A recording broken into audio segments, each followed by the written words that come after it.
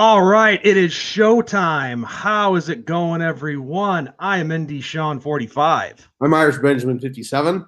And together we make up the two Irish brothers. Back with you guys for another great show, hopefully. But before we get into business, and Ben, I know you and I did not discuss this in the pre-show discussion or our pre-show production, if you want to call it that. But I gotta tell you something, man. I really wanted to do this on screen so that everybody sees it. I owe you a big apology, my friend, just for not this whole week, because the rest of this week has been on me, but with the whole challenge crap, doing that on our show last week, and I'm sorry that I put you in the middle of all this. No. It's fine. I know of said person. Well, I'll take it further. I know of our lovable loser, and so it's not a big deal to me at all. And so it is what it is. And I think our prediction was true. My prediction was true. So and I told you that we were going to do a pretty much a fresh start this week on this week's episode and all that. But just to explain it, obviously you and I both knew that when I laid down that challenge, that fight was never going to happen. You knew it, I knew it. I think everybody watching and who saw the videos that I uploaded on my own channel this past week knew it. But it really what it was mostly was just to basically just expose that POS for who he truly is, which most people know that too. Just a guy who he's a narcissist sociopath who loves to hear himself talk, will never confront anybody face to face. And besides, I even said I offered that chance to him once and he backed out. So, but the thing is, dude, you can only be pushed so far. And I just really wanted to see what would happen. And well, I got my answer this week and everything went exactly as I thought it would. I really found out a couple things. I definitely found out who all the delusional people are, but I also found out who the people are there that are in my corner. You're one of them. And well, I'm not going to just name off everybody, but I found out who all has my back and the people who know that I'm not crazy or any of the other crap that's been, said about me. Because I know that I'm telling the truth. You know that I'm telling the truth. A lot of people here in our audience know that I'm telling the truth on, my quote unquote suspicions, which actually are facts. But look, the point is this.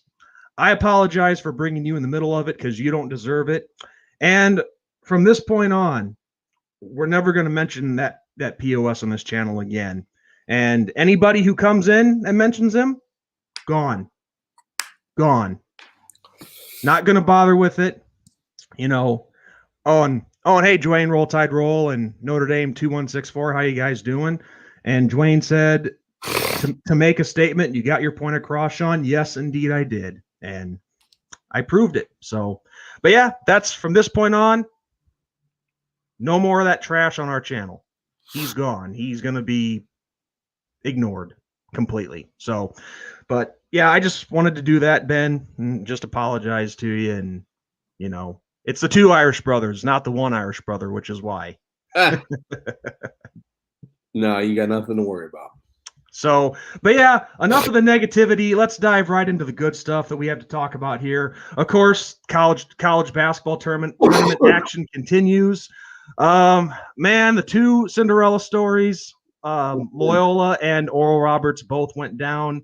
But Oral Roberts, they gave Arkansas all they could handle, lost by only 2. Yeah.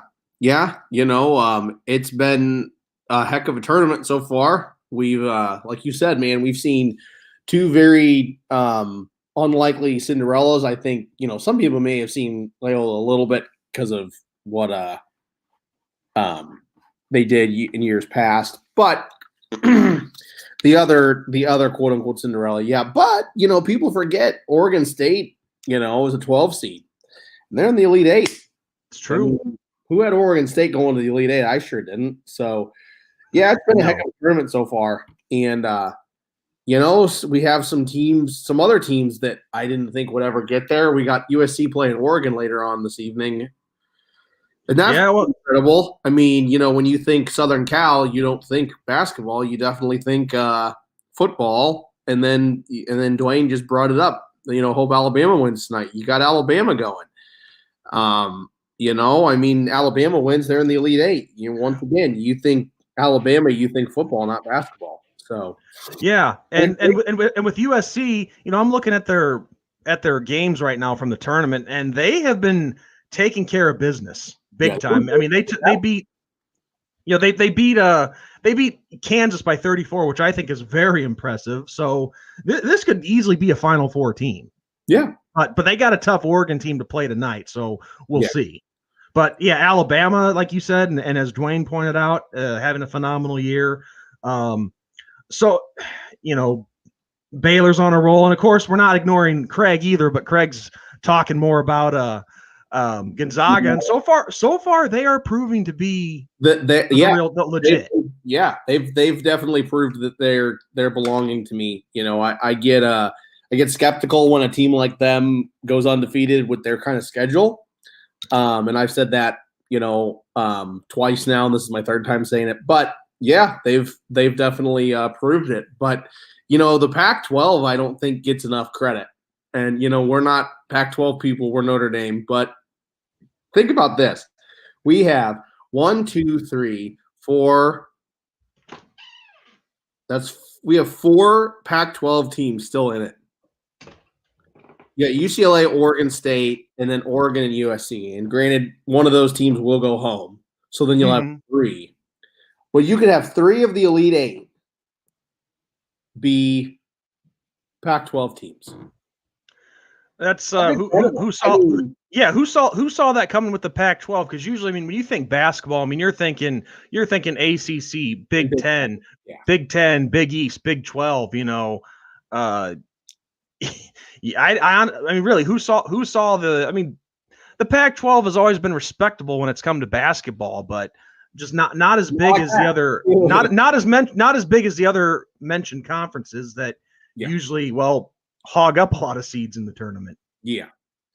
So I mean, but no, it should be a fun stretch. Coming down the tournament here, and so yeah, I mean, but yeah, this comment that just popped up. Craig says, and I agree with that. I mean, and that's not a detriment to Gonzaga at all. I mean, it was the same with since we're a football show, it's the same with Boise State. Boise State was in a quote unquote bad conference, for a number of years, and they had to prove it. And then they beat teams like Oregon and Oklahoma and Georgia in the Georgia Dome, so, and that's how you gain your respect. And they did, so no, I don't put it on Gonzaga. I just put it on the conference that they're in, it was the same with when Butler was really, really good. Okay. Butler was really, really good. But who do you play for the most part of your conference season? So anyway, they proved me wrong. I mean, granted, you still got a couple more basketball games to go. You still got to go the whole way. It's not over yet. But if they go undefeated, I'll give them credit for it. I mean, so. Dwayne here also says Alabama won national championship in football, basketball won the SEC. And I wanted to ask you that was actually a real thing. Women's wheelchair team won their division. See, I heard BVD say that on his stream when they were talking about that. I thought that was nothing. This is nothing against paraplegics or anything, but I thought that was just a joke.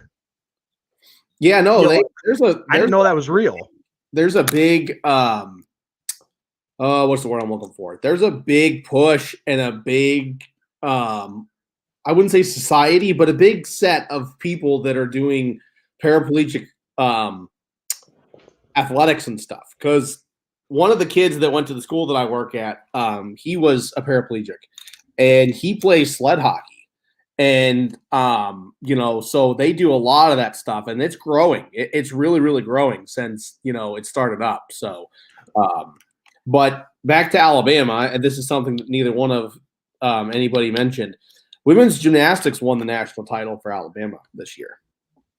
So Alabama, they're kicking ass on all fronts, man. Like they are, it is title town right there.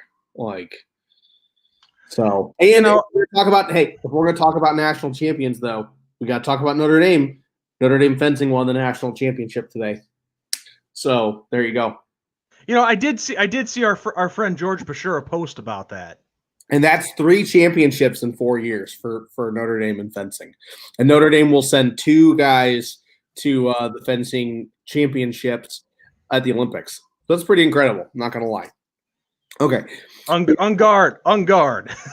Ed, I'm sorry. What were you going to say, Ben? We have comments. Notre Dame 2164. So I saw an interview with Brian Kelly after a spring practice, and he was asked about the quarterbacks. He said that Drew Pine was fighting Jack Cohn for the starting spot. Would you guys be okay with Drew starting?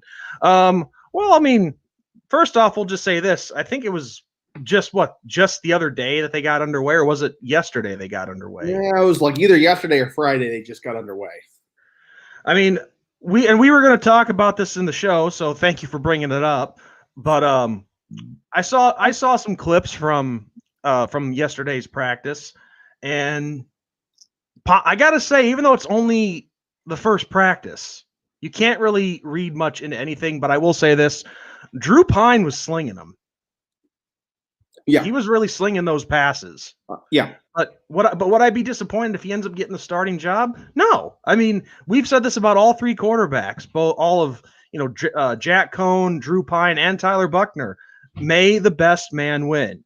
Yeah. And any of those guys, if they prove themselves in the spring that they're capable of handling this role, then it's well earned. Yeah. We've had a few people, well, basically just one guy who thinks that we don't want Tyler Buchner to start, which is not true. Not true at all. I mean, hey, if we've said a million times, if he proves that he's ready as a freshman quarterback and from California, where they haven't had any high school sports in the last year because of COVID, and he impresses, then hey, we're on the Buchner bandwagon all the way. Yeah. Yeah. But yeah, the Pine thing, I mean, would I be mad about, would he be okay with him starting? Well, of course, because you got to remember, Drew Pine, out of the group of 3 quarterbacks we currently have at Notre Dame, has the most experience, not only with the program, but with the playbook and quote unquote playing time in a Notre Dame uniform. So, I mean, he's the most, what's the right word? He's the most qualified candidate for the role. So, I mean, if he were to get that role, it wouldn't be surprising because, like I said, he has an edge on the other 2 guys because he knows the system. He knows the playbook. And just to be fair, because he is there, I don't want to – no, we're not forgetting about Brendan Clark either. But we're talking about guys who could actually win the starting job. And no disrespect to Brendan Clark, but – I don't see him being in that competition. I mean, he already has some banged up legs. He may know the playbook, which will be great which definitely helps in a veteran leadership type role to help mentor people, to mentor like Buchner and Pine and whatnot. But I don't see him being an answer. Just like I don't exactly see Ron Paulus the third being an answer either. Right. But you make a great point though. I mean, Of the 3 legit contenders for the starting job of Cohn, Buchner, and Pine, that makes the most sense because he's been with the program and he's known it the most amongst all 3 of them. Because Jack Cohn, even though he's a veteran, he's new. He's a new guy coming in. Right. And that's my thing with all that. But yeah, I mean, maturity level, it's Cohn for sure. I mean, he's the oldest. He's been through it all. He went to a big school like, Notre Dame is, like at Wisconsin, and I get that. But savviness and knowing the playbook, it's on Pine, and that's not a knock. That's a fact. I mean, he's had that playbook longer than any of the other guys. So, it just depends on what happens in camp, and yeah, I mean, as soon as the starter's named, I'm backing the starter until I have a reason not to. I backed Ian Book while he was at Notre Dame. I backed Golson when he was at Notre Dame. I backed Kaiser when he was at Notre Dame. I backed Tommy Rees when he was at Notre Dame. I mean, the list goes on and on and on. So, I mean, it's there. Yeah, this next comment, well, finish your point. But yeah, it just depends on who's starting quarterback. I mean, And speaking of battles, I got two of my little buddies here wrestling right by my leg. Perfect timing, guys. Thanks. Rutherford versus Aries. Let's start taking bets on that. But yeah, so Notre Dame 2164, he has a question for us or a comment.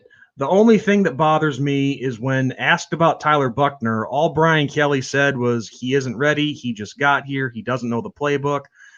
Brian Kelly has a history of not playing freshmen. Well, that's not entirely true. I mean, Michael Mayer was a freshman. No, if we're talking quarterbacks, then I guess not. But Michael Mayer was a freshman. Jordan Johnson, which I think he needs to be out on that field more, as we've said a million times already. Yeah. He was out on the field in his freshman year last year, what little we saw of him. But it's just that's the thing with the majority of freshmen anyway. I mean, Kelly has a point there. I mean, he has to learn the playbook. The collegiate level is a whole new level compared to high school. It's faster, it's more aggressive, it's stronger, it's bigger. And I'll say this too. A detriment to Buchner that is totally out of Buchner's control is this pandemic. I mean, like we've said multiple times,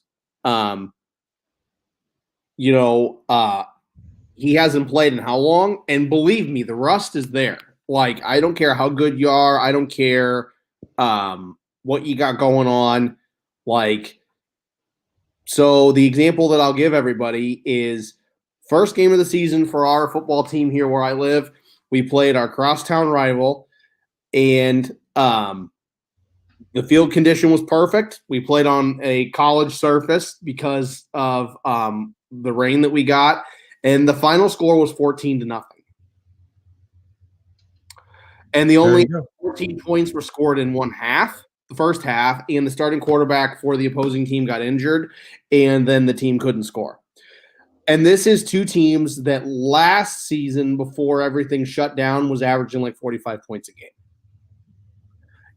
So because the final score of last year's rivalry game was 35-28, something like that, I want to say. So the rust is there. I mean, you could tell that the guys just haven't done it in a while, man. Yeah. So, and that's my thing with Buchner, And if Brian Kelly's saying he's not ready, then clearly he's not. I mean, Brian Kelly, for as much as people don't give him credit, he gets players ready. Now, does he get them ready to beat big teams? Then I can't say he does, and that's the only knock I'll knock on him. But, I mean, so.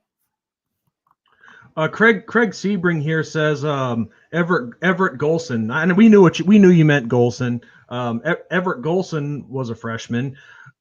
Yes, that's true, but I think he was a redshirt freshman. I don't know if he was a true freshman when he started. Everett Golson. But yeah, I think that that's all. You got to let everything play out, because I find it very, very hard to believe that if Buchner really, really was the man, and he really did everything he needed to do, and he really knew the playbook, and he beat out Cone and Pine, and Brian Kelly didn't start him, I mean, I just don't see that happening. If he was the man, then Brian Kelly would start him. Yeah. Yeah, correct. Freshman. So yeah, I mean, so there you go. The thing is, I just don't want Brian Kelly. I don't want Brian Kelly to write Tyler off just because he's a freshman. You're right, though. I guess he does play freshman. Yeah. But I mean, like I said, it depends on what happens in camp. I mean, we'll see what happens at the blue and gold game. If the blue and gold game shows us that Buchner's definitely the number one and Brian Kelly doesn't start him, then yeah, maybe there's something there. But I don't know. It's only been 2 days. So, yeah. I mean, that's the main thing is we gotta wait out all the camp to see what happens. And we'll just have to take it from there. And by the way, Carnivorous Lunar Activity, what's up, man? We did not ignore you. We just were trying to address other comments, but it's nice to have you on the show, man. Have you watching? But yeah, I mean, because the last thing you want to do is take a promising prospect and a guy like Tyler Buckner and rush him, and then he's ruined, you know. But yeah, Craig says if Drew Pine wins the job, I would support him. Absolutely. If any of these guys who wins the job, we'll support him. You know, I don't have my heart set on any of them. You know, it's okay, let's see what happens. And then, like I said, as soon as we have a starter named, then I'm all for it. And let's go play ball and let's go beat Florida State, because that's who's up first. And we got to go to Florida State. So and the thing is, it's not like there's a division here. It's not like I'm going to be mad if Drew Pine starts over Jack Cohn. No, the way I see it, all three of these guys, they are here to help this team. Right. They're here to help this team. And whoever wins that job wins it. Hey, we're all for him. And I'm sure those other two guys who don't get the starting job will be all for him too. So, but everyone has the same goal here. We're here to win games and win national championships. Yep, and win that elusive championship, because it's been a while. And then, of course, after all that, you know, if you have guys that want to, you know, enter the transfer portal at such and such time, then okay, that's their decision. But no, this season everybody has the same agenda here. Yep. So basically, the only thing that's a for sure thing right now with Notre Dame at this point, you know, 2 days into spring practice, Kyron Williams and our freshman from last year. Why am I drawing a blank? I missed what you said. Sorry. Our running backs. Kyron Williams and Williams. I hate this. I hate when I draw a damn blank on names. Chris Tyree. Yes, thank you. That's what I was gonna say. I don't know why I could not think of Chris Tyree. I feel so stupid when that happens. The only for sure thing that's gonna happen is Chris Tyree and Kyron Williams are going to be the two-headed monster. They're going to be carrying the running game. Oh, yeah. Oh, for sure. Totally. And of course, see, and this is what we talked about last week. This is one of those things, though, that, like, yes, we got a really, really good running game, and we got two very, very solid running backs, but we got to get the passing game going. I mean, it's just how it is now. It's the modern era with offense. I mean, you know, you got to be that hybrid where you can run the ball at will, but you can also pass. And I mean, Alabama and Clemson are the ultimate examples. You know, well, all I know is with our receiving game, I definitely expect to see a lot of whoever that starting quarterback is. I expect to see a lot of connections with Michael Mayer and the other tight ends, him, George Takis. There's no reason that we shouldn't be more of a downfield threat this year, because we're getting a lot of guys back, guys like Kevin Austin, Jordan Johnson, who I'm confident will see the season. Hopefully the down the stretch there was enough to be out of Brian Kelly's doghouse, but I heard it was grades too, so who knows. But Jordan Johnson, Kevin Austin, Braden Lindsey, Avery Davis, who I am really expecting a lot of big things from this year because he really flashed last season. So we have a lot of guys to go to here. So if I don't see more down threat attempts, then I'll actually be pretty disappointed. Yeah. But the bottom line is the playmakers are there. You just got to utilize them. Oh, and look who climbed up and wanted to join the show. This is my buddy Aries. How you doing, buddy? Why were you wrestling earlier? Why are you and your brother trying to distract the show? So we're gonna let you be on. You want to say something? Aries Oh, is all quiet. he's like, "Hi Ben, how's it going? My name is Aries, and God of War. so all right, you get down and you be good, okay?" Or no, is Aries Hmm? God of War, God of Mischief. No, Aries is God of War. That's right. Yes. Yeah. So, yeah, we'll see what happens with all that. You know, I hope that Lindsay can get nice and healthy because he. I mean, I was getting ready to have some fun with Tommy. He can definitely stretch the field if when he needs to, but we just haven't seen him on the field. You know, so. Notre Dame 2164 says Loki is the god of mischief. It's funny. Actually, Loki was the name of Matt Damon's character in the movie Dogma. Wait, no, not Norse. Yeah, Norse. Yeah, go ahead. Sorry to cut you off. No, I was just saying Loki was the name of Matt Damon's character in the movie Dogma. You ever see that movie? I think I have it, and I've seen a lot of action movies, so it's hard to remember all.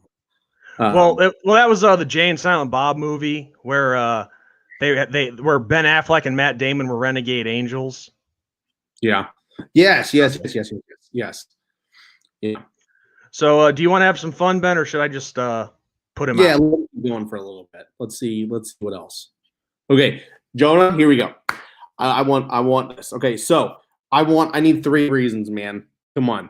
Let's just break this down for a sec. I mean, Sean likes men. Well, Ben, you're my friend. You're a guy. I like you. Yeah. So what's wrong with that? Jonah, you probably have guy friends. I mean, unless you don't have any. I mean, let's see. I'd be really sad if you don't have any friends. Okay, but so Michigan is officially up by 10 points on Florida State. Currently, it is a 40-30 game right now. I don't know how you are feeling with everybody that's still like in play and has a chance to win the whole thing, Sean. But I've pretty much said that whoever comes out of the Arkansas Baylor matchup will probably be who I would want to win the whole thing. So, oh boy, if Creighton had beaten Gonzaga, I would have pulled for Creighton, but Creighton didn't. You know, and then maybe if Houston can get past Oregon State, then I'd root for Houston. But everybody else, I don't really have a rooting interest in at all. I don't know. At this point, yeah, it's maybe I'm going off too much by the seeds here, but I think we could easily be looking at a Gonzaga Baylor championship game. Because I think they're on opposite sides of yeah. Well, duh, they have to be. They're both number ones. I think that's the matchup we're looking at.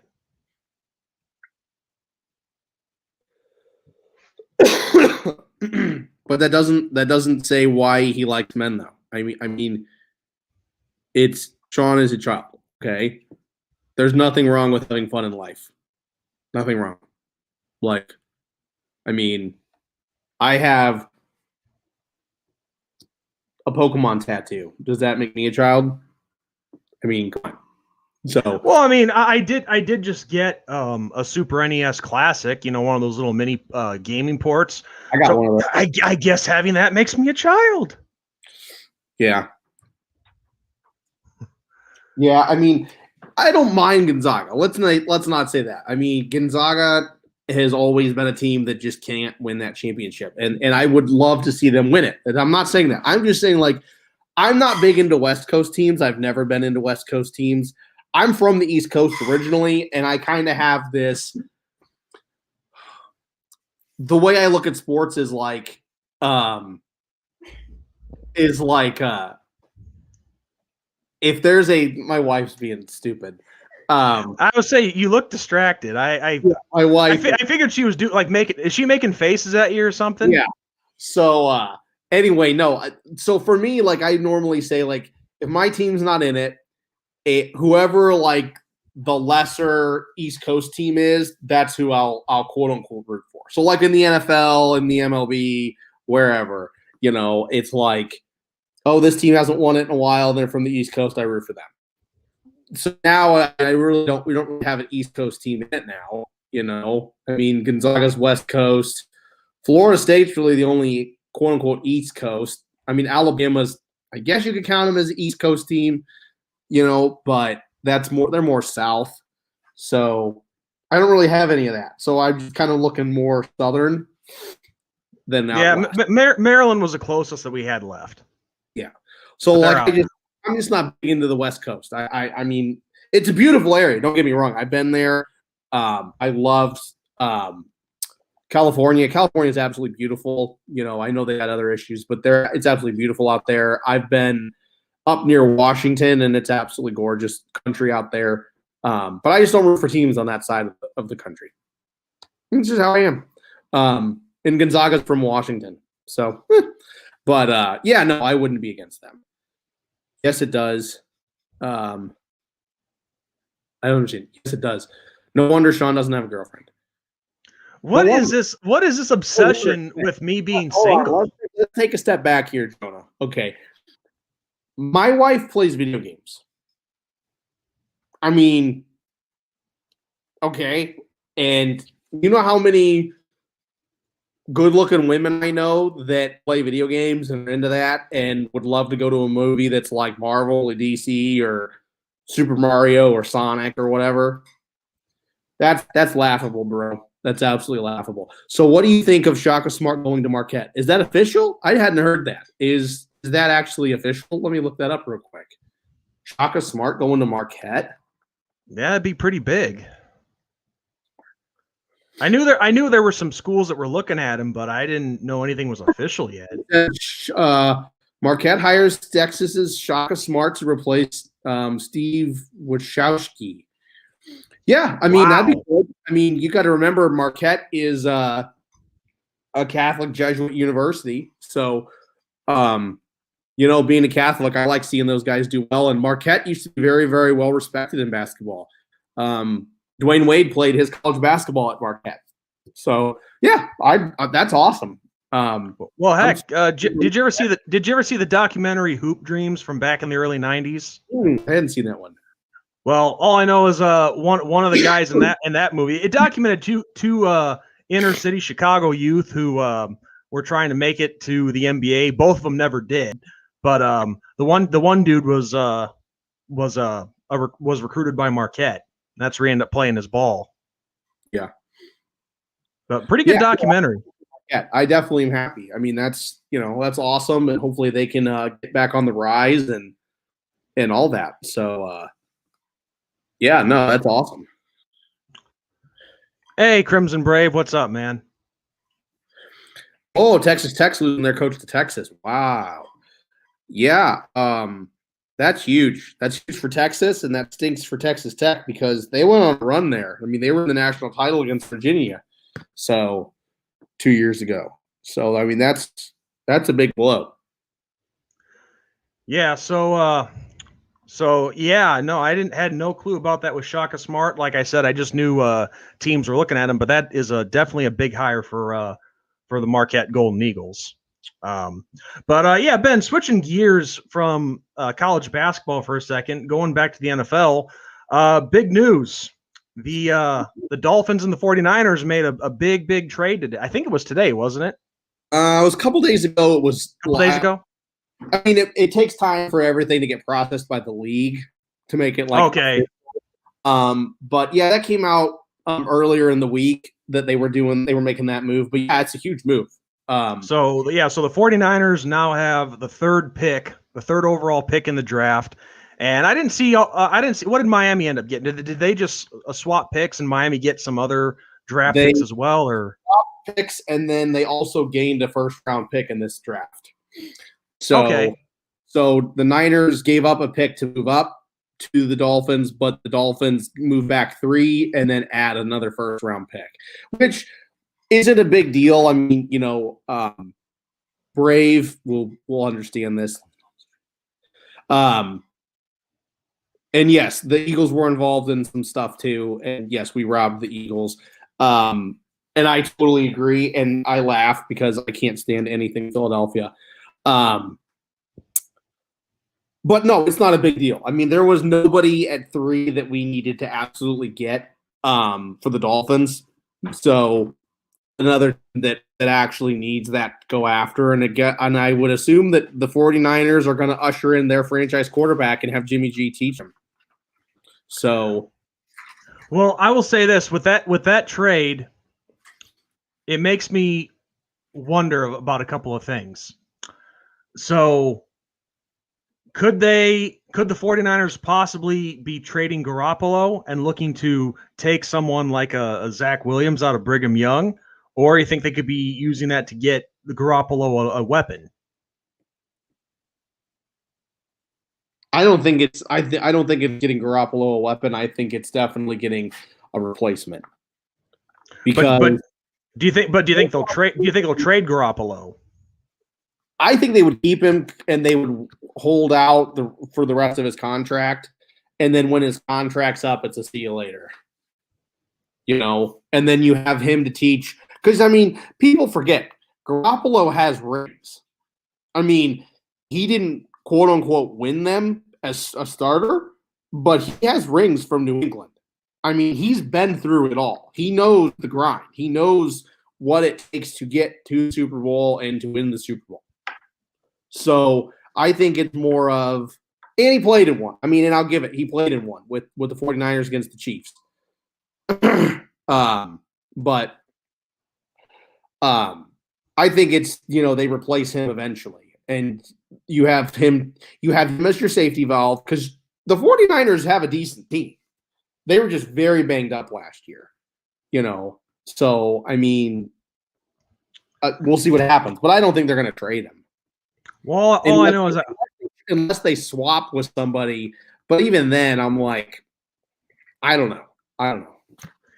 Well, all I know is what that tells me, being a Bears fan, is their chance of trying to get a quarterback in the first round just became more difficult, because that pretty much means 1, 2, and 3 are going to be quarterbacks.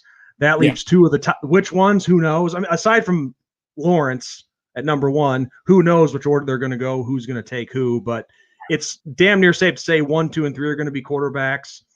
And yeah, so is this the time as a Bears fan where we once again see Ryan Pace get aggressive and try to trade up from that 20 spot? Because I know there's a lot of links between the Bears. As far as quarterbacks go, there's a lot of links between the Bears and Mac Jones from Alabama. And so with this little shakeup in the draft and this big trade, I think it's going to be a little bit more difficult for if the Bears do have their eyes on him, it's going to be a little more tougher now. Yeah. It'll be interesting to see what happens. See, what really hurt the Bears was actually making the playoffs. I mean, when you think about it, yeah. I mean, I'm not, poo-pooing on your Bears, but like, to me, no, if I was in that fan base, when you make the playoffs, you're automatically in that upper tier of teams, and then you don't have an opportunity to draft as well as you could. And for the Bears, they weren't going to go anywhere in the playoffs. So, I mean, it's of course lost opportunity. Of course, you had some people like me who were hoping against hope, but right. And my Dolphins have done it too. I mean, you get in the playoffs and nobody gives you a chance. But yeah, I mean, as a fan, you hope to God, when you root for your team, and I get that. But in the grand scheme of things, making the playoffs, it can hurt, and that's one of those situations where it hurt them. But yeah, Craig says, I hope Miami gets either Chase or Pitts. Yeah, that trade thing for Russell Wilson's out the window, Craig, because they traded and got they picked up Andy Dalton on a big contract. So 1 year, $10 million, and the Bears did make contract right there. So the Bears did make an offer to Seattle for Russell Wilson, and it was one of the most absurd trades that I have ever seen in my life. I don't care how good a guy is, he wasn't worth that much. Yeah. But just addressing a couple prior comments that we missed out on. Dwayne said to us, Are you all screening comments before they're posted? No, Mm-mm. if Yeah, there was one, I mean, I did block one dude, but if he posted yeah, something else, I didn't see it. I didn't see, But but then, yeah, go ahead. I was gonna say, Notre Dame 2164 says if I know he means Braden Lindsey. If Lindsey can stay healthy this year, how big of an impact do you guys think he can have on our offense? Myself, I think it's he'd be a huge impact. He's a speedster, a track star. You know, you get him downfield and he's off to the races. Yeah, I So, mean, so he'd be big for us. I mean, you watch that clip against the Naval Academy. I mean, he blew by that guy and was gone, gone. I mean, no chance. So yeah, if he can stay healthy, he's a huge threat. And I mean, and it can also be a situation where he gets doubled up, and then you got a guy that's open automatically. I mean, when you have two guys that are locked on Lindsey. So no, him being in our offense is a huge uptick and not a bad thing at all. But Yeah, I mean, honestly, I mean, we have and I know the injury bug has bit our receiving core, but we have too many good receivers right now that are just going to waste, and we got to use them. There's a lot of talent out there. Well, you gotta stay healthy, and that's Yes. like you said, it's just going to waste. I mean, it'd be like Alabama not having Devonta Smith on the field. I mean, we can't have that. Our superstars gotta be playing. Thankfully Mayer played. Cole Kmet. We missed Cole Kmet that a couple years ago for a bunch of games. I mean, it's just things like that that really, really hurt your team. But going to Craig's comment, I hope. I got to address this one of his first. Well, Sean, you can hope the Bears get the number 1 pick this year. They've spent way too much money to just tank, but if they were to get the number 1, I wouldn't be disappointed with it. No, you can't be disappointed to get the number 1 pick. You can get a once in a lifetime guy. I mean, yeah. The only thing that sucks about it is just you were miserable watching the season, knowing why your team had the number 1 pick. I mean, yeah, us Dolphin fans saw that 2 years ago. Believe me. I mean, I remember that first game of the season. I'm like, oh my god, this is how it's gonna go. Like it was like 42-10 or something like that with the Ravens. I'm like, oh my god, yeah, it's gonna be a long 16 weeks. Let's just start there. But no, he hopes that the Dolphins either get Chase or Pitts. I don't want Pitts. And the reason I don't want Pitts is a lot different than other people's reasons. The kid's a quitter. I'm sorry. You quit on your team. You had an opportunity to make a statement in the college football world and play against Oklahoma, and you quit on your teammates and you go and prep for the draft. Get out of here. Jalen Smith said it best when he got hurt against Ohio State. He said, I would still do it again in a heartbeat because I always have my teammates back. That's what I don't want that. I don't want that guy on my team. What's going to happen when something else goes down and we need you to help us win a ball game and you go, I'm out. See you guys. No, thank you. Well, and also because it's not the playoffs, it was still an NY6 game that he walked out of, right? I think it was like the Cotton Bowl. Yeah, you had Oklahoma in the Sugar Bowl. Yeah, I knew it was the Sugar or the Cotton, one of the two. But that's what I don't get is just because it's not the playoffs, it's still a major NY6 game. It's a major bowl game. Why would you not want to play in it? It's stupid, in my opinion. Yeah. But you can pull up Crimson's thing, Crimson Braves. Well, actually, I was going to address. Go ahead. Scores. He says Dalton couldn't do much in Dallas with all kinds of receivers around him. Yes, I saw it too. I actually have a friend who is a big time Dallas fan. He said the same thing. Listen, I'm the kind of fan, and maybe this is just makes me gullible and naive. I don't know, but I'm not oblivious either. But I give anybody who comes to my team a chance. And and we've seen this happen before where guys get a change of scenery and they rebound their careers completely. So I'm hoping that's the case here with Andy Dalton. But, I'm not going to, at the same time, though, I'm not going to just ride us in for a Super Bowl. I'm not even going to ride us in for playoffs just yet because there's a lot of work to do.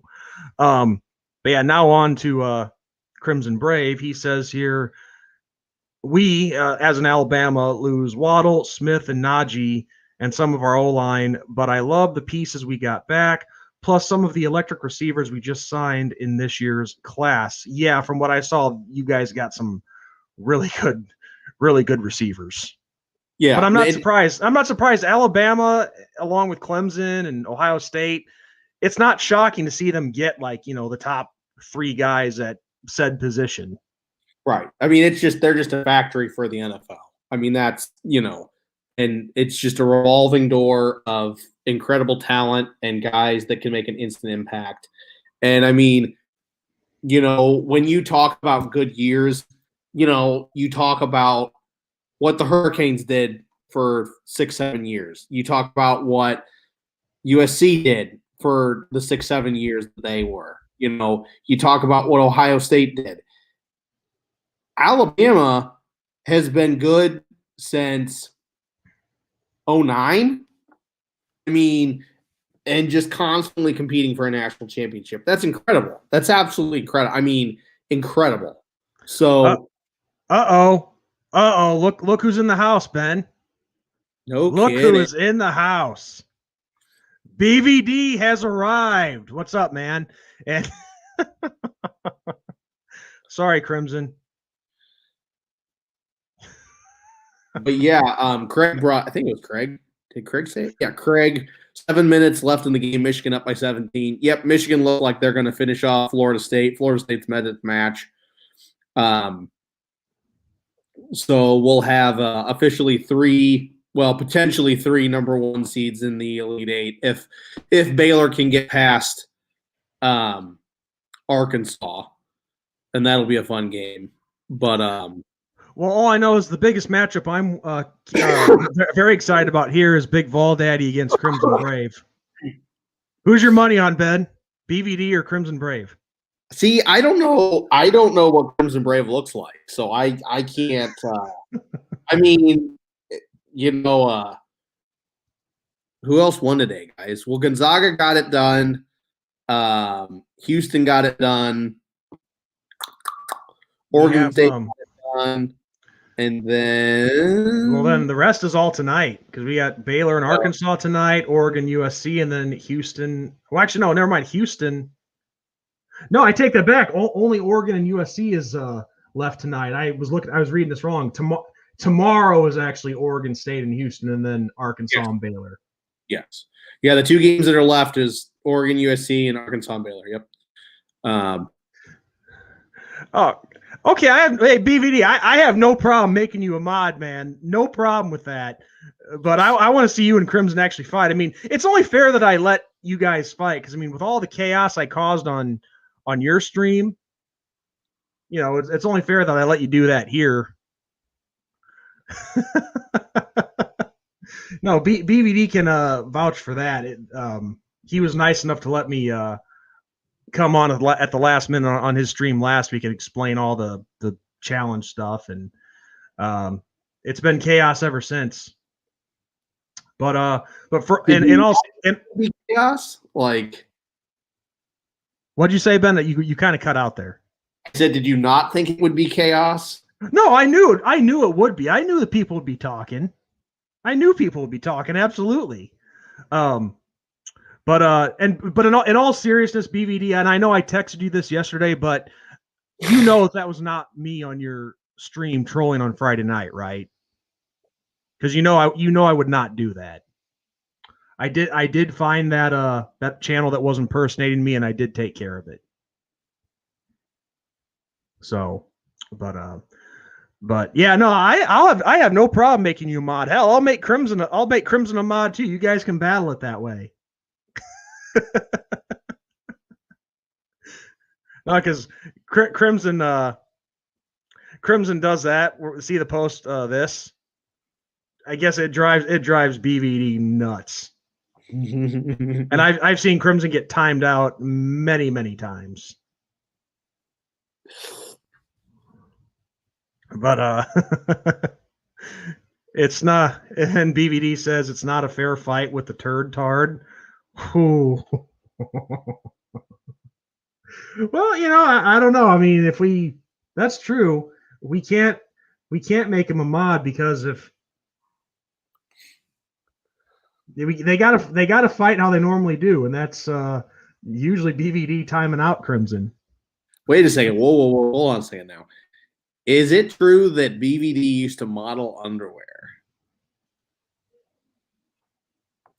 From Notre Dame 2164. Uh-oh. Well, actually, I tell you what. Here is the link to our stream if anybody wants to come on with us for a few minutes. They can tell their side. They can tell their side of the story. I won a lot of because I Oregon State and Arkansas and took the under in the Gonzaga game. There you go. See, I'm not brave like that, man. Like, I'm like, I'll do that bet, and then I'm like, nah, I'm not doing that.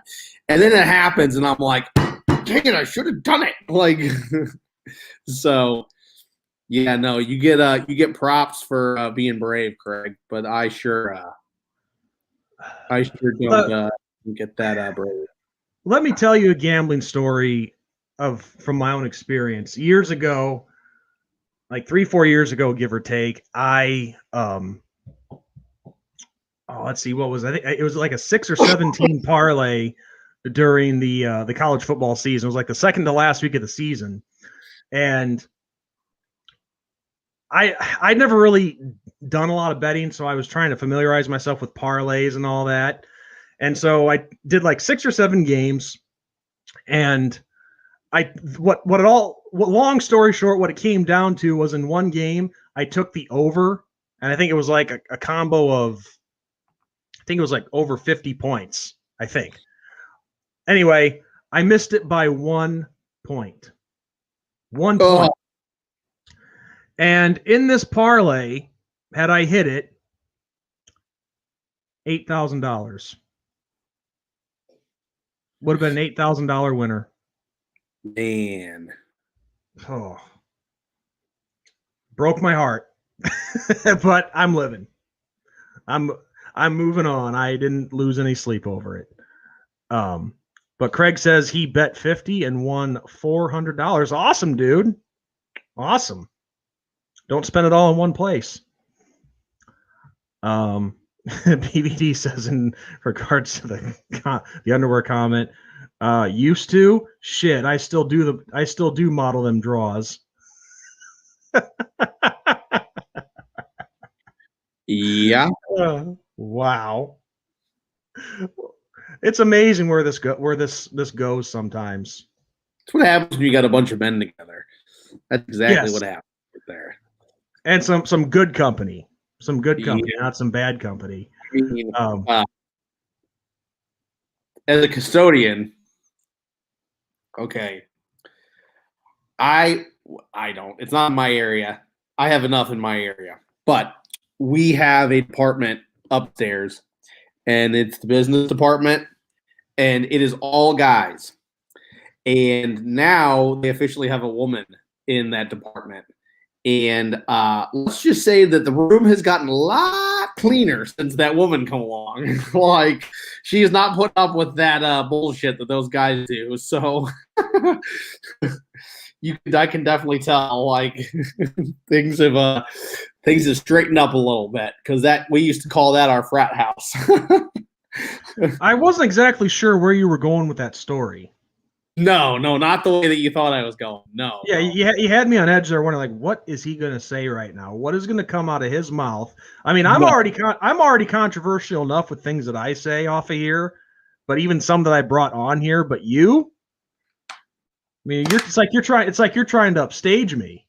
No, it was definitely a situation where she wasn't the cleaner; she was making them do the cleaning. Like, okay, so she was ruling with an iron fist, is what you were saying. Yeah, that's exactly right. But I mean, see, like, where you were going with that. I'm sorry. Go ahead. No, they're a good group of guys, but they are messy, So, and then I just thought you were. I thought you were talking about some crazy perverted thing without No. going into too much detail. That's where I thought you were going with it because, you know, you got a bunch of guys and one woman. Yeah, No. that's why I was wondering, like, where is Ben going with the story? And I was thinking, like, oh, well, a woman should cook and clean. And no. I was saying more like she became like the stern mom that was like, ain't putting up with that no more. So, yeah. No, but they're all good. She's great too. She's a good person. I like her a lot. But yeah, no, that's like I said, that's what happens when you get a group of guys together. And funny story. I'll tell this story, and then we can close shop. But so my buddy's got a boat, and we were trying to fix a tire. We were changing out a tire on the trailer that it has, right? And I brought my floor jack because I have a real nice floor jack. I bought one when I wrecked. I wrecked my other vehicle before I bought the one I have currently. I wrecked it hopping a curb that was like 7 inches off the ground. It was wicked, man. I broke both my rims on my tires, and my tires were alleviated, man. It looked like I ran through like a spike strip or something, like in a high speed. And I drove home on my busted rims. I mean, and you could hear go clunk, clunk, clunk, clunk, like all the way home. Not great for the suspension at all. Anyway, so we got this trailer jacked up, dude.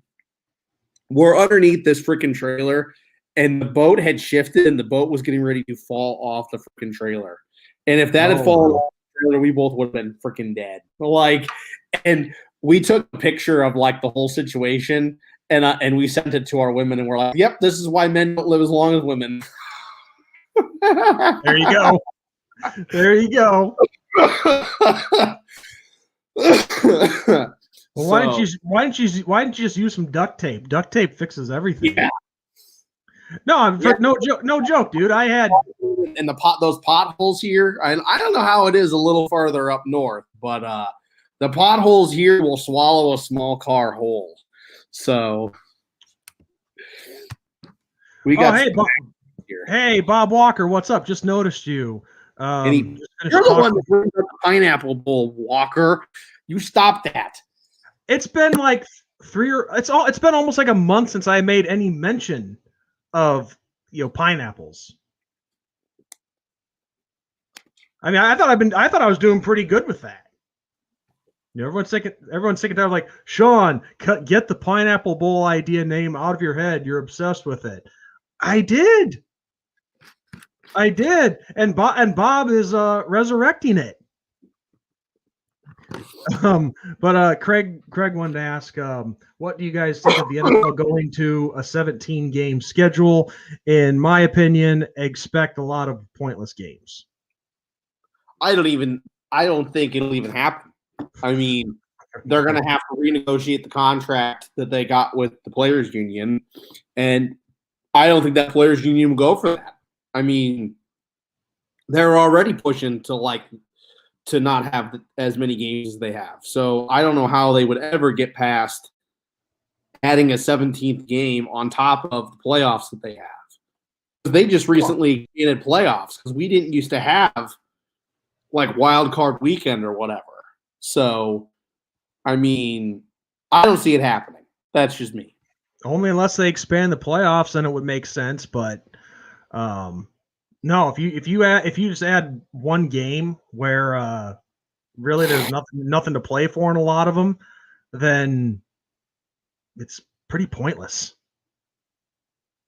Yeah. I mean, I don't. Craig, I'd be fine with a petition, but I would not want my name in it.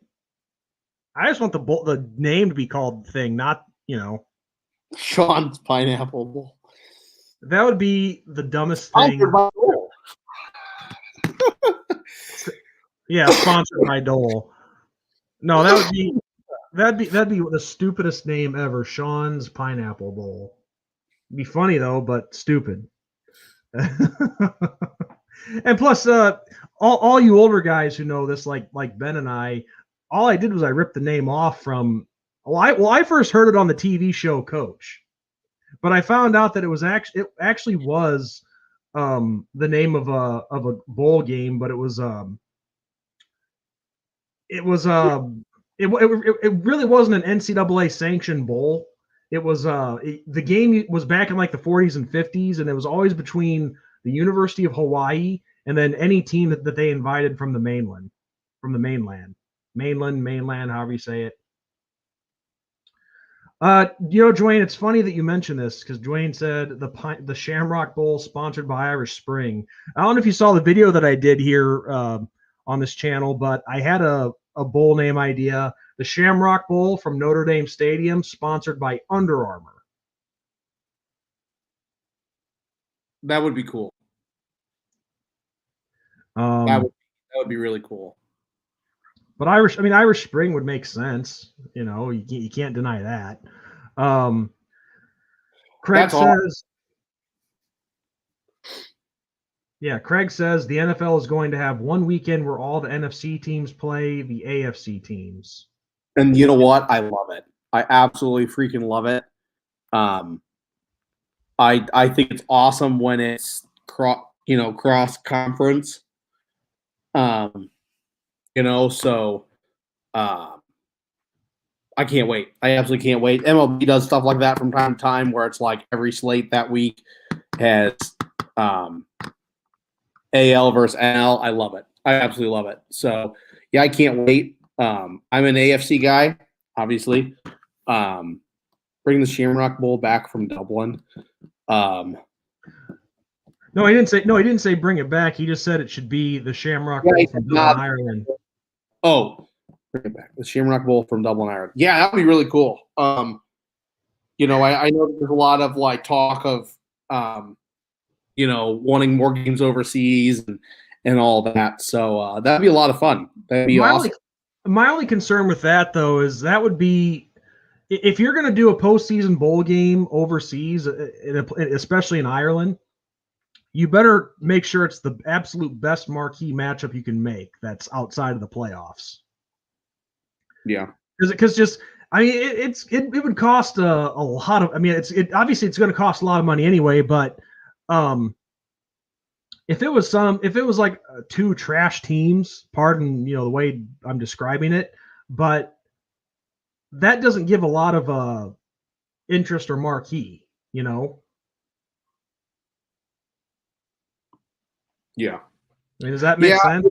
It'd be interesting to see like what the bid would be for that. Like, would it be an at-large? Would it be, a Power 5 team? Would it be, so that would be interesting. I guess one idea in a situation if you want to have a game like that's just if you actually have like slots for certain conferences or whatever, instead of just going the at-large versus at-large, what you could do is the remaining best group of 5 against the remaining best Power 5. Yeah, you can do something because you got to make this a good matchup. Because if you want to draw overseas, you got to make it good. Yeah. It would be interesting to see like if you could find, and when I say you, I mean like in general, not us. If somebody could find like what's the viewership like over in Ireland per se or England per se for college football, like who is the most like well-known team among them? Is it Alabama? Is it Notre Dame? Is it Ohio State? Is it Texas? Whoever, because they do that for like NFL, and MLB and soccer and all that.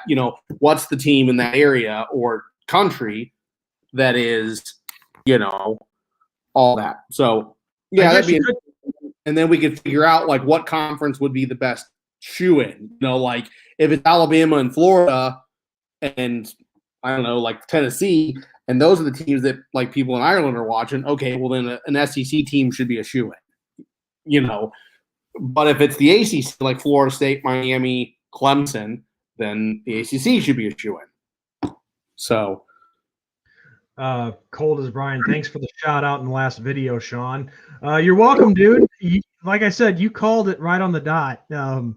See, he did. I don't know if you remember this, Ben, but Cold as Brian made a comment I forget where it was a year or two ago, saying that me and he who we shall not mention should fight in a charity boxing match.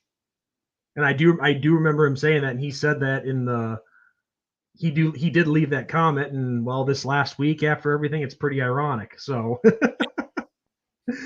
but yeah, um, I think going back to Ireland though, and you look at particular like what's a particular fan base over there that people happen to like. Um, One thing you could do is base it off of all the expats that are living there. Yeah, and that's what I was thinking, something like that. Like Boston College, Boston U, um, Syracuse. Something up that East Coast, New England neck of the woods. Where there's a lot of Irish and a lot of uh, people. That would be interested in that. So I don't know. It'd be interesting to see, and maybe it's something that I'll look into just for. Well, and here's an example. Here's an example of what I'm talking about, because, and this isn't another going from one country to another, but look at all the people who, like when older people retire, and most of them usually go to warmer climates like Florida or Arizona, anywhere. And my older brother can confirm this, because I forget which area of Florida he was in. I think it might have been Jacksonville, but he said that where he was at, a lot of the bars that he went to when he was down there, you would think that it would be dedicated to the Dolphins or the Bucks or even the Jaguars. No, he said there was a lot of bars that were dedicated to like the Patriots, the Bears, the Jets, the Cowboys, and so on. Yeah, Nebraska has a huge fan base. Like, you talk about like our fan base traveling and stuff. Dude, you can go like down in parts of Florida and they have Nebraska bars. Yeah, I mean, and that's from a lot of people who retire to different parts of the country and the warmer climates and whatnot. And how it correlates to with this part of the conversation is, yeah, you take a look at the expats that are living over there in Ireland and see what franchises, what colleges, and so on did they bring with them. the best example I can give is like Mexico. Our neighbor to the south. A lot of those people down in Mexico, they're big like Raider. No, they're south of us. I didn't know that. Go ahead, dude. I was just messing with you. You're an absolute shithead. No, but a lot of them are like Raider fans, and Cowboy fans and stuff. I mean, I bump into, like, when I've been in Arizona and stuff. I met a local bar owner, and he was originally from Mexico, and he was a diehard Oakland Raiders fan. I mean, now they're Las Vegas, but I mean, they're popular in Mexico. I mean, that's just how it is. So every area has like their team that's popular, and the ones that I've seen that are pretty popular over like in England are all the new teams. So what I mean like is New Orleans, New England, or the New England Patriots. I've seen like those guys are pretty popular, and it's because and like New York, because all of those are actual places in England. Orleans, York, Hampshire, all that. Yeah, Hampshire. Sorry, those teams are more known by them. So, dude, the Eagles are a mess, man. Like Notre Dame 2164, they're an absolute mess. I don't know what they were thinking getting rid of Doug Peterson. I don't know what they were thinking, with all that. And so I don't know. I mean, I don't like them, but they're an absolute mess. So, Craig said, "Hey, it was not a postseason bowl, but from 1977 to 93, they used to have the Mirage Bowl in Japan." Yes, I actually knew about that, because I think Notre Dame and Miami played in one of those games. I'm pretty sure. And then, yep, it just became final, as Craig pointed out. Michigan 76, Florida State 58. Bob Walker said, in a response to ND2164's comment, he would want to see Kyren Williams in single back with Chris Tyree playing the slot. That's something that could throw a lot of people off. What do you feel about that? Yeah, I mean, Tyree definitely has the speed edge over Williams. So yeah, I could see something like that. You know, kind of do what West Virginia wasn't quite like a triple option team, but when they had Pat White and Noel Devine and Tavon Austin and all that, they did stuff like that, and that really threw teams off. So yeah, that would be really cool to see. I'd like that. Bob gets more specific. He says you could have Kyron Williams and Chris Tyree in double setback motion one of them and throw an open space across the middle. No linebacker could cover either one of them. Why? I mean, it's worth a shot. You know, I wouldn't have a problem with that. Dwayne says about to watch the game. Crimson Roll Tide. So if you're leaving, Dwayne, thanks for being here this week. Yep. Well, and I think that's also a perfect opportunity to start to close down shop. Well, Cold as Brian had one more thing for us. He said Tyree said he is getting work in kicks and even returning punts. Not sure if you guys touched that already. No, we didn't. But I mean, that doesn't surprise me because Tyree was the primary. Wasn't he the primary punt returner last year?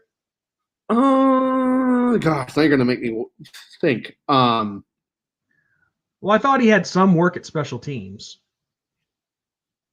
But yeah, he did have some stuff at special teams. I can't remember if he was like our starting returner last year. Yeah, that sounds right. I want to say that sounds right, but I don't know. But yeah, I mean, the more work you get, the better. And I mean, it's nice to have somebody that's a speedster, and he definitely is a speedster. You know, that's so. Right.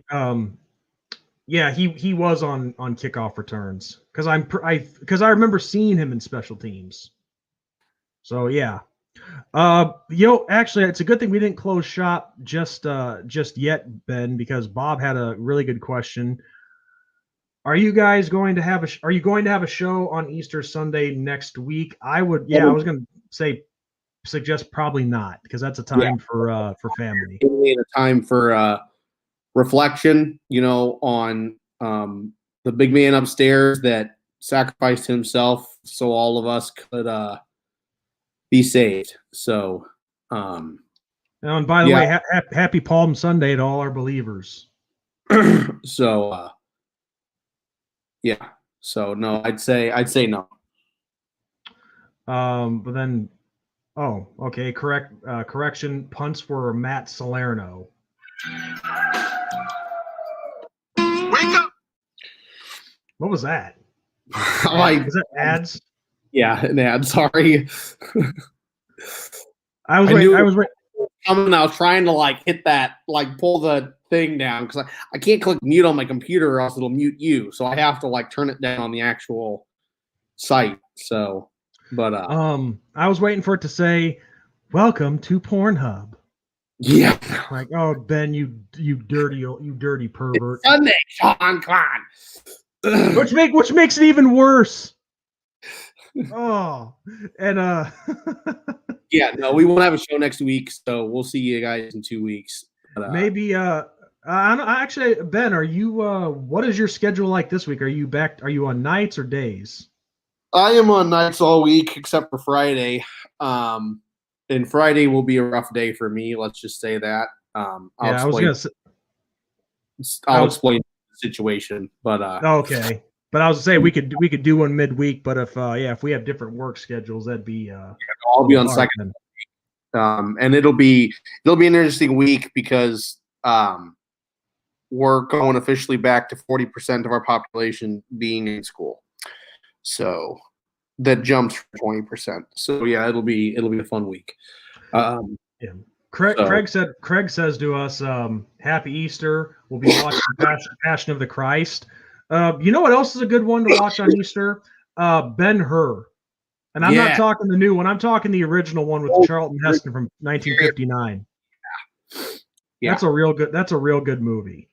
Because it actually covers all the seasons. It covers the birth of Christ all the way to his death and resurrection.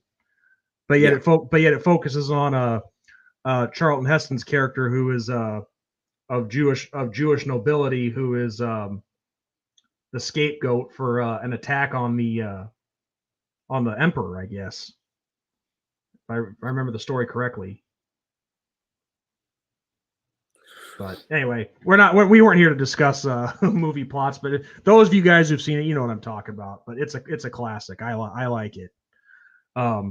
So yeah, I really don't have anything else to cover. I think we covered pretty much everything that we needed to, unless there was some news that I missed. I got nothing that I know of.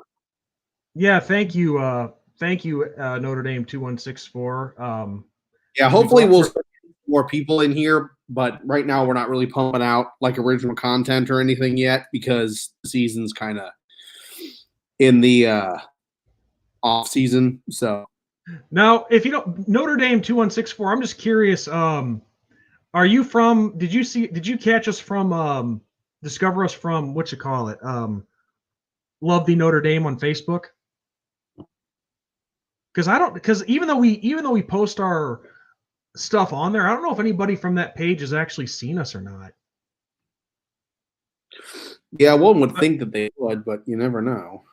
But yeah, no, we started doing live streams because we want to stay. Well, I don't know if relevant's the right word, but we want to keep doing something during the off season. Yeah, because we want to stay fresh. We want to stay out there. I mean, it's not like we think that we're gonna take the show to big heights and become YouTube superstars or anything like that. But we like doing this. We have fun, and we would like to build our audience, of course. Yeah. But yeah, I just wanted to see what Notre Dame 2164 had to say, and then I guess we could wrap it up. Oh, okay. All right. I'm always searching for ND podcasts and things on YouTube. Yeah, dude. Well, if you've had a chance to check out any of our channel at all and watch past videos, we have some good stuff on there. We've had some former Notre Dame players on the show. If you go back, you'll see that we did interviews with Irv Smith, Reggie Brooks, Clinton Johnson.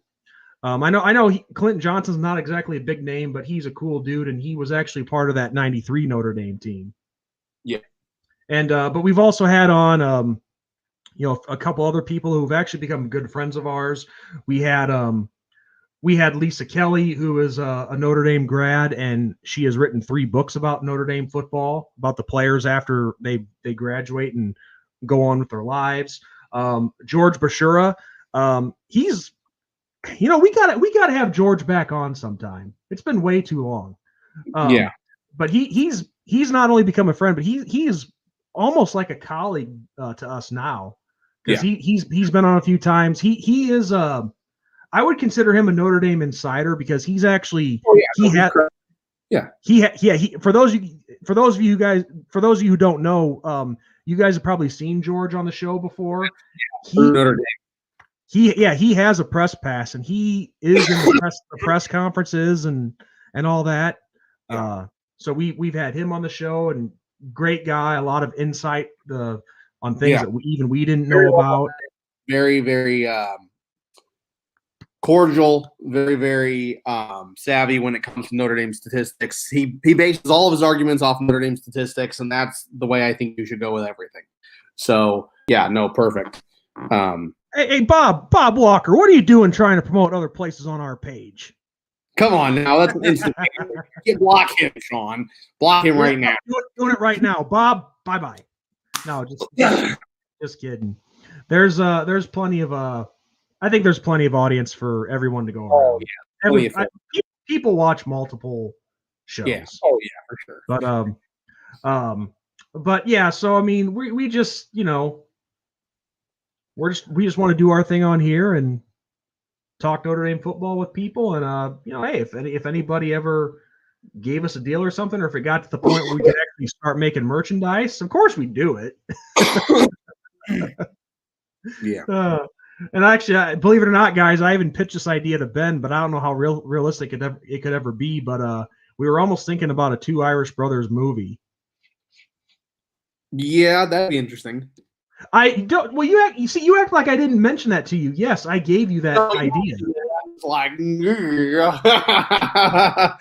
But yeah, no, but in all seriousness, we could do something like that, and that probably would be a lot of fun. So I don't know what the plot could be. I don't know who all would star in it with us. But yeah, that's like, it's just a thought at this point. But you can't help but think about how fun something like that could be and what we could do with it. I just came up with an idea. I'll say off camera.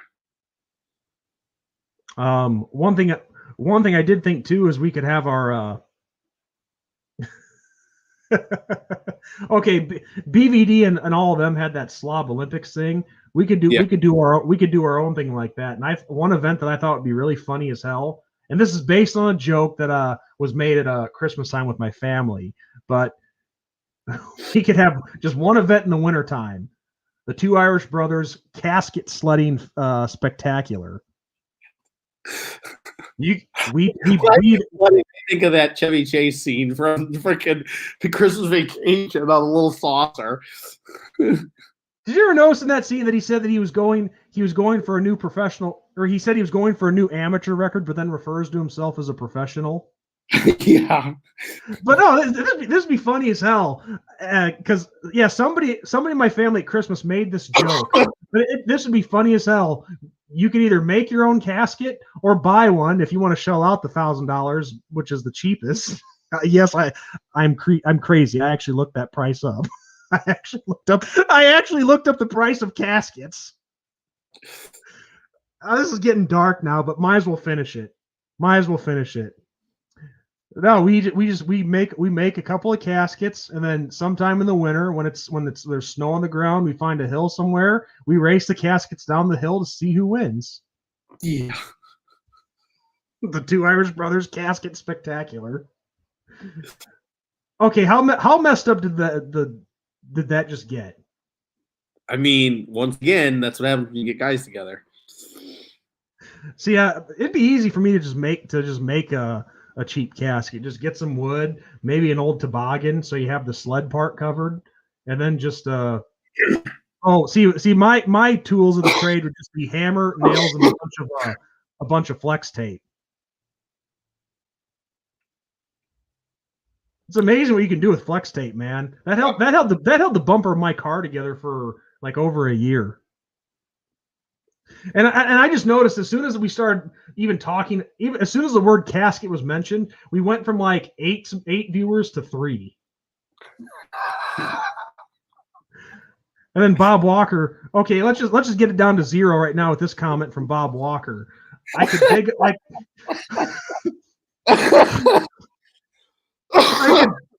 Oh my God! I could dig up a used one, I guess. Hey, this isn't bobsledding. There's no multiple people to a casket here. That's bad karma, man. That is absolute bad karma. I just watched that episode of Sons of Anarchy. That is bad karma, dude. Yeah, I've never seen that show. Oh, you need to watch it, Sean. The only scene that I can think of from a movie or a show with a live person in a casket with a body is the movie Double Jeopardy with what's her face? Was it Ashley Judd? That sounds right. Yeah, Ashley Judd. The movie where she hunts down her husband, and she tries to get her son back in a cemetery in New Orleans. He knocks her out and ends up putting her in a casket with a dead body in a mausoleum. Yeah. No thanks. Yeah. So yeah, hey, you know, we're not at 0 yet. We're not at 0 yet, and here we are talking about caskets and creepy movie scenes and what will we think of next? Let's see how far we can just take this. Could you imagine? All right, screw it. We've gone too far. Could you imagine if I actually called up a funeral home and said, "Yeah, I'd like to buy a casket," and they get all serious with me and they say, "Oh, I'm sorry for your loss, sir. Why don't you come on in and talk about arrangements for your loved one?" And I'm like, "Well, no, this isn't for a funeral. It's for a sledding race." Can you imagine that conversation? Ben, that's the ultimate dad joke right there. Oh my gosh. Bob Walker with the dad jokes over here. Ben is already coughing. Oh my gosh. Oh my gosh. Yeah, no, I'm towards the tail end of a sinus infection in all honesty. And it's one of those things where it's like everybody looks at you like you got COVID, and it's like, no, I'm fine. Like, this is just a yearly thing. It just happens to be during a pandemic. Yeah, but no, back to your thing. Yeah, no, that'd be crazy. And they'd probably get mad, and they would probably hang up on you. Well, You pulled something like that on me, and I was working at like a funeral home, I'd be like, get the fuck out of here. What? Like, yeah, nice prank, buddy. That's a good one. I'm like, all right, fine. I'll order online then. Jeez.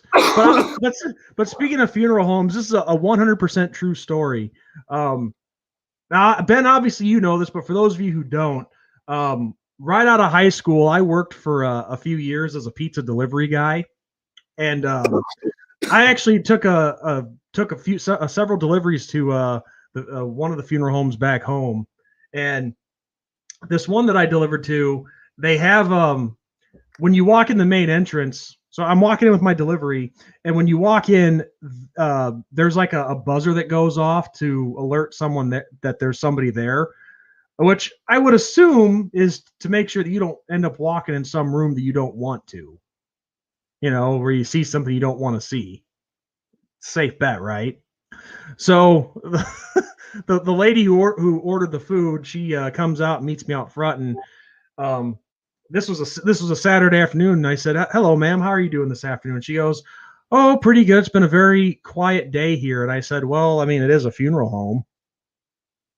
And she started cracking up laughing, and then she's like, "I'm like, I give her a total, she gives me money, I give her the food, and she says, yeah, no, but for real though, it's just been quiet. I mean, all of my colleagues here, they're just so quiet, and nobody's really saying anything." I'm like, yeah, I bet it would be quiet if you guys are working with a bunch of stiffs all day long. And she cracked up laughing. You would think that'd be in poor taste, but she cracked up laughing. She loved it. I think you kind of got to have a morbid sense of humor when you work in that realm. So I don't think that most, let's say, average people work in a funeral home. Let's just say it that way. No, it takes a special breed of person to do that job. I know I couldn't do it. So, but yeah, you would. It would definitely be some kind of dark sense of humor for sure. So yeah. But it's funny, since we started talking about the funeral homes, we picked up a viewer. We went from 3 to 4. Uh-oh. Maybe it's are we attracting creeps? Uh-oh. I'm out. See you. Goodbye. All right, guys. Well,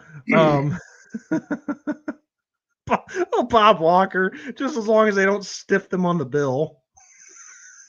This guy's on a roll. Yeah, Bob's on a roll. Out, man. And then Craig said, my one friend used an iron board as a sled. That'd work. That'd probably work if it was slick enough. Yeah. Oh my god. A couple of things you could use probably. All right. Well, my goodness. I mean, this took an unexpected path, but I'd say a funny one though, regardless. So thank you all for showing up, for watching the show, and everyone have a great Easter weekend next week. And so other than that, I have nothing else. Ben, do you have anything you want to add? I got nothing, dude. All right. Well, on that note, I'm ND Sean 45. I'm Irish Benjamin 57.